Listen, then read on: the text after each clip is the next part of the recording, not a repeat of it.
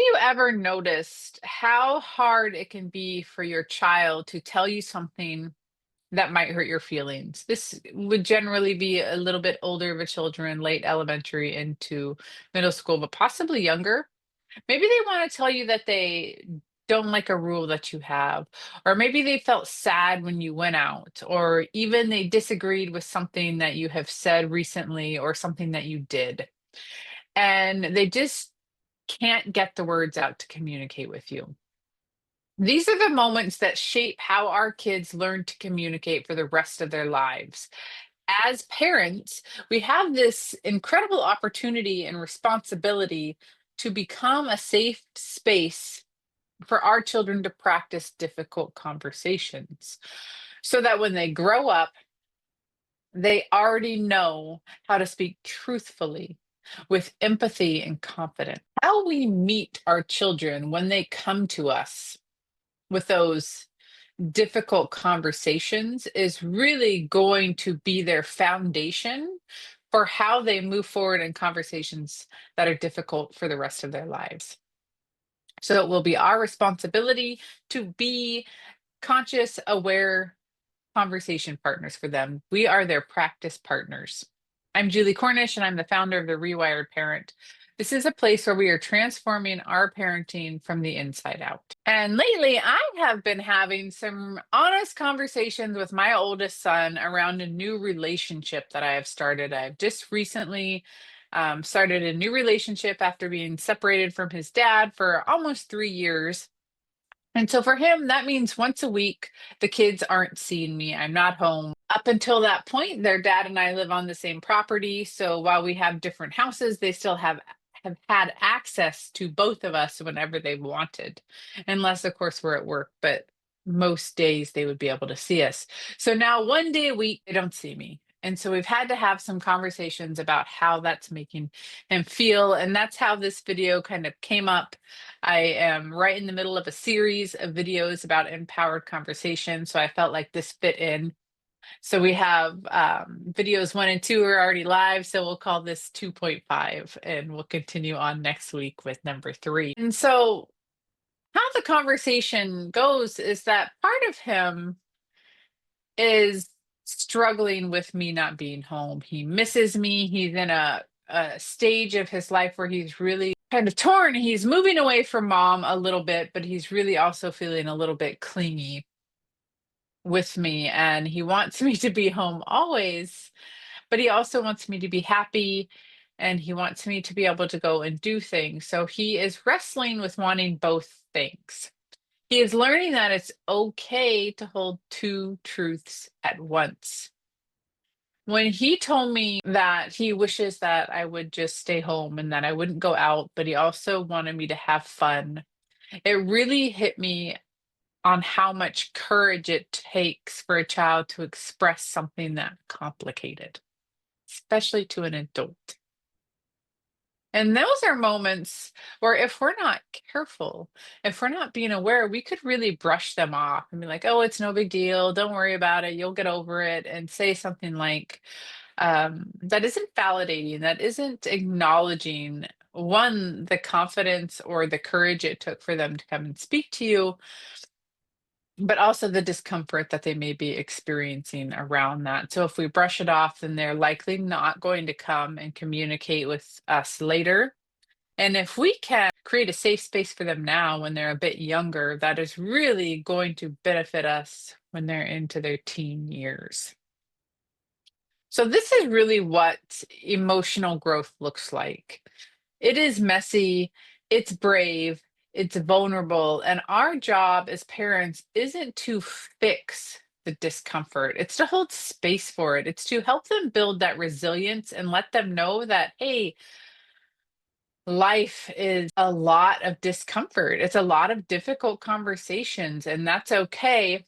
Let's help you to navigate them and be resilient through them and know that you can manage those. And so when we invite these kind of conversation, the ones that make our heart squeeze a little bit, we're teaching our kids that honesty doesn't have to equal conflict, that love can hold two truths. I love you and I feel disappointed. I want you home, but I want you to be happy. Both can exist. And that really brings in the empowered conversation series that I've been going through. And you already know we've been talking about how to have a healthy, connected dialogue. And if you don't know, I'll put the link below to both those episode 1 and 2 on that, and you can catch up. So, the 10 steps to empowered conversations are not just for adults to use. They're tools that our children begin to use as well. And one, when we are practicing that in empowered conversation with them, they're learning it in that way. But if you have an older child, you can sit down with them, print out the printable I have. You can simplify it a little bit for a younger child, but you can begin to show them how to really engage in an empowered conversation and allow them to practice on you.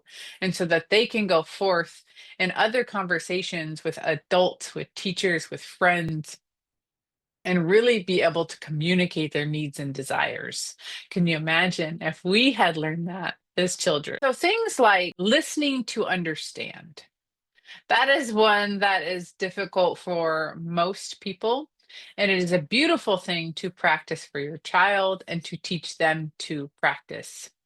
And naming what's happening inside. I feel sad. I feel worried. I feel frustrated.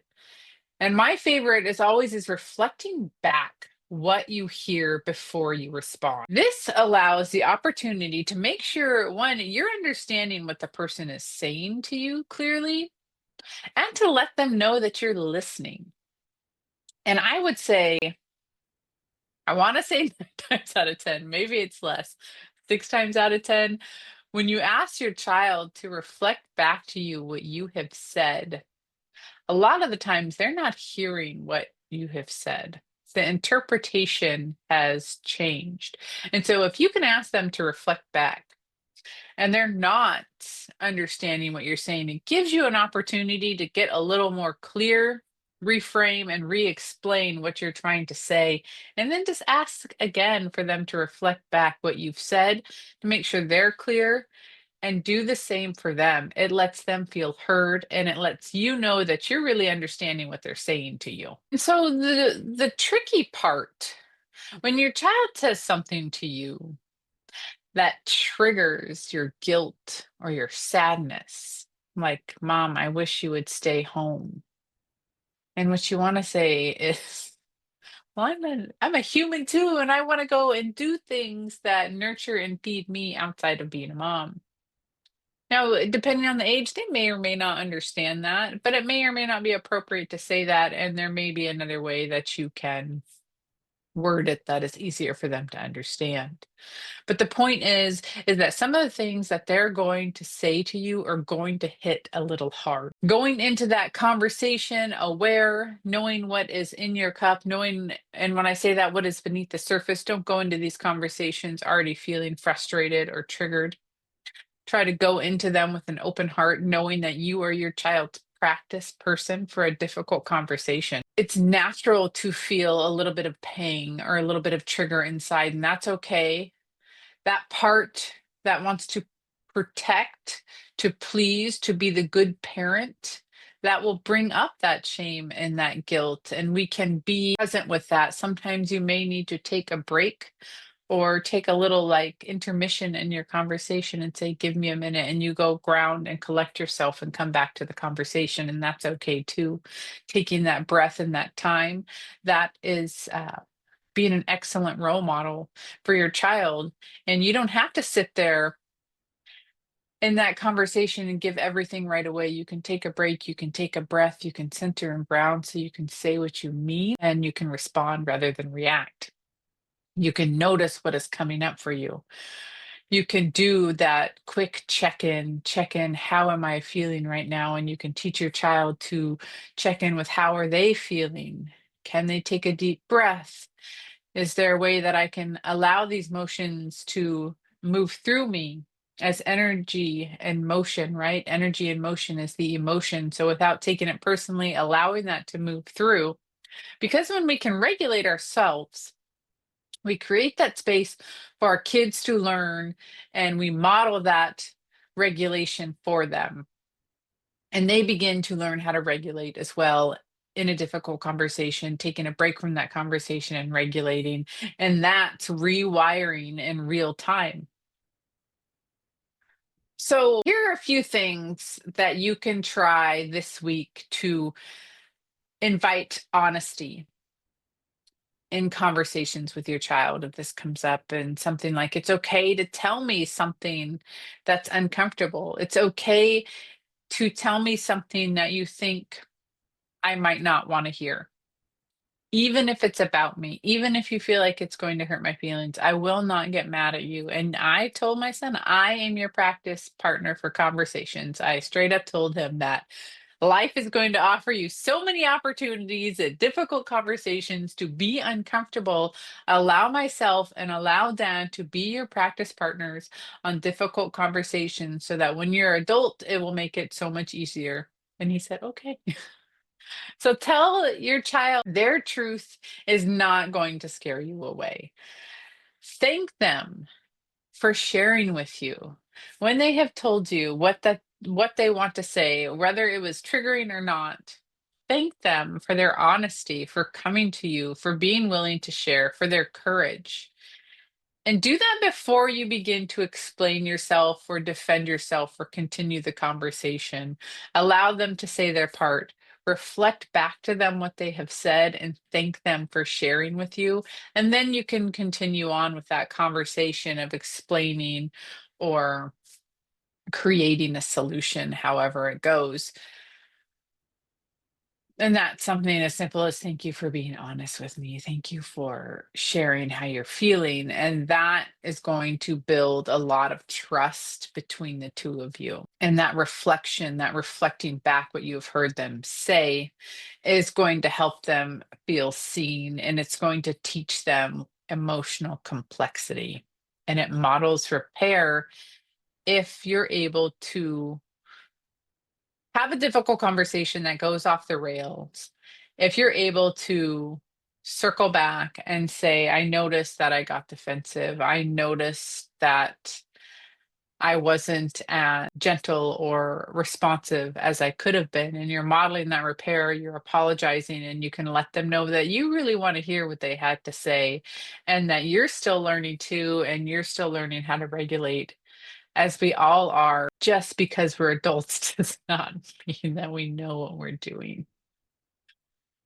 Every time that you're able to show up for your child like that and those hard conversations, it's going to lead to deeper connection. And if you can teach your child that hard conversations lead to deeper connection, not to disconnection, they're going to be able to speak their truth.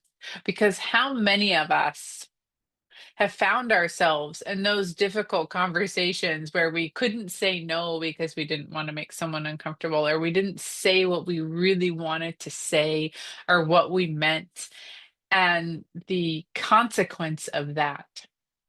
So, if we can be good role models and teach our child to come into a conversation with confidence and say what they want to say and let their voice be heard, that's going to be a powerful tool that they will carry with them for the rest of their lives. So, the next time your child opens up about something difficult, even if it stings a little bit, remember this is practice for them. They're learning courage, they're learning empathy, and how to hold their truth with love.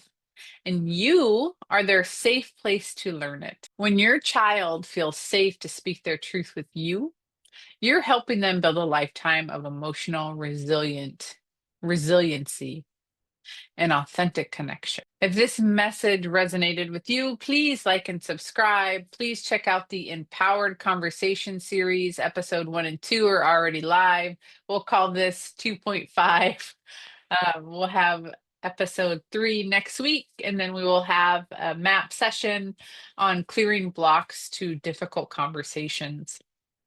And if you would like, in the description below, I will link my Rewired Parenting workbook. It's got lovely practical tools, journaling prompts, and a conversation guide to help you bring these ideas into your daily life. And as always, if you're ready to go deeper, I'm here for one on one conversations. I have a free connection call or just a 30-minute check in if you just need someone to vent to or get a little advice from. I'm here for you. And as always, I want to remind you that your growth matters, your healing matters, and you matter deeply. So keep showing up, keep doing the work. And until next time, alrighty, bye bye.